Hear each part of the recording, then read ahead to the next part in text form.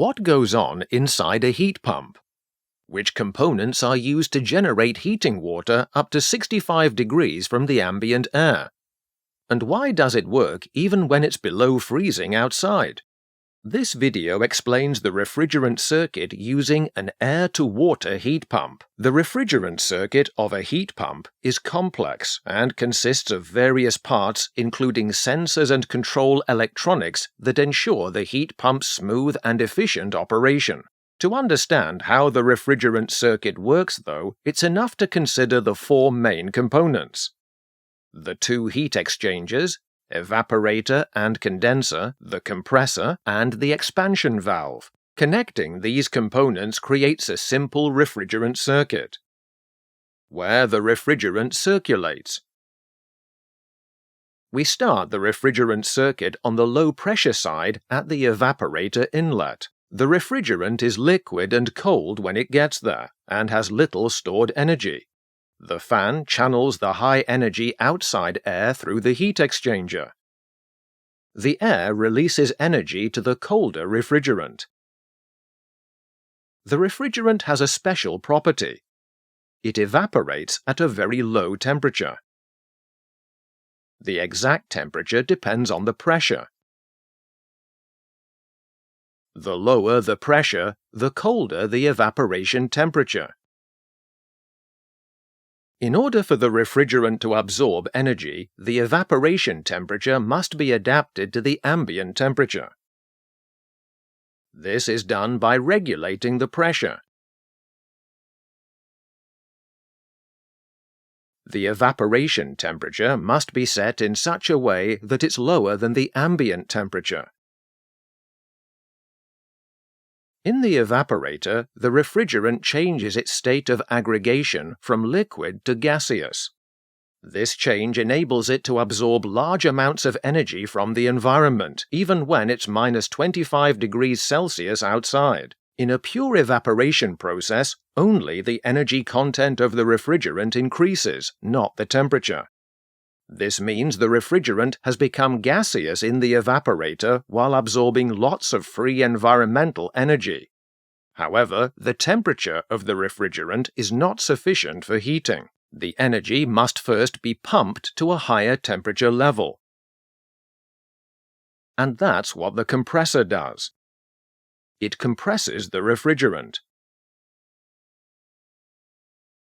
A liquid separator is located on the compressor. This ensures that only gaseous refrigerant enters the compressor. Liquid refrigerant cannot be compressed and would damage the compressor. In the compressor, a rotating piston raises the pressure of the refrigerant. As a result, the temperature rises to a level suitable for heating, and the energy content of the refrigerant is also increased by the electrical component of the compressor. The refrigerant at the compressor outlet has a high pressure, a high temperature, and a high energy content. In the condenser, this energy is now transferred to the heating water. The refrigerant initially cools down to the condensation temperature. Then the aggregate state changes again, this time from gaseous to liquid.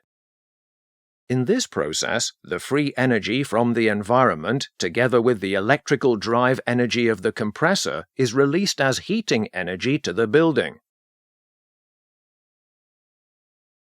The flow temperature required by the heating system determines the condensation temperature of the refrigerant.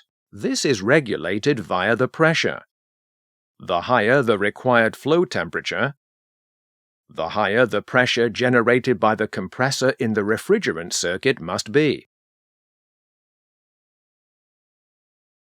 The refrigerant has now released the collected energy, but is still at a high temperature and pressure level.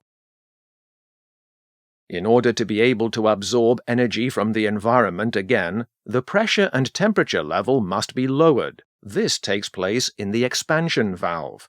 There, the refrigerant flows through a narrow channel and then expands abruptly.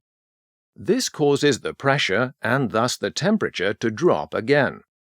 Remember, The outside temperature determines the evaporation temperature, and thus the pressure of the refrigerant. This pressure is regulated by the expansion valve. The refrigerant circuit starts again, and the refrigerant can absorb energy again in the evaporator. The evaporation of the refrigerant enables the free environmental energy to be absorbed even when it's cold outside. Compression raises the environmental energy to a higher temperature level. This requires additional electrical energy. Environmental energy and electrical energy together make up the heating energy. Their ratio determines the efficiency of the heat pump.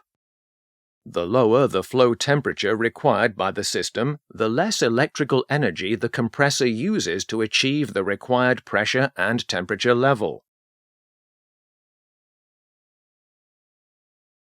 The heat pump thus generates lots of heating energy with little electrical energy. This makes it an eco-friendly and future-proof heat generator.